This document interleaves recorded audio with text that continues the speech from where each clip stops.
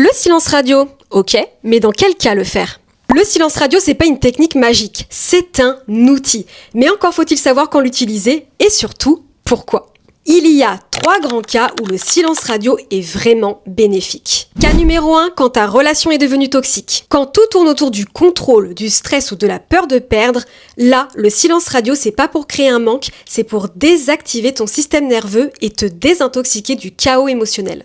Cas numéro 2, quand t'es dans l'attente permanente. Tu scrolles ses stories, tu calcules le temps de réponse et tu vis dans l'attente permanente. Le silence radio ici, c'est pas une punition, c'est un reset énergétique. Tu reprends ton focus, ton ancrage, ta valeur. Et cas numéro 3, quand c'est pour faire un point sur ta relation. Et là, en fait, c'est ce qu'on appelle le fameux break. Mais le vrai break. Pas un break de je vais voir ailleurs.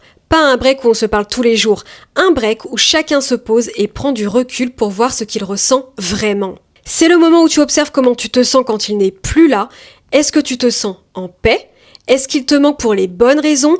Est-ce que l'amour est encore là ou est-ce que c'était juste encore de l'attachement ? Ce silence-là, c'est une respiration consciente, un moment pour faire le point et comprendre si t'as encore envie de construire ou si t'étais juste accroché à des habitudes. Et attention, le silence radio n'est pas une stratégie de manipulation, c'est une stratégie de guérison. Donc si tu veux qu'il te ressente, commence par te retrouver.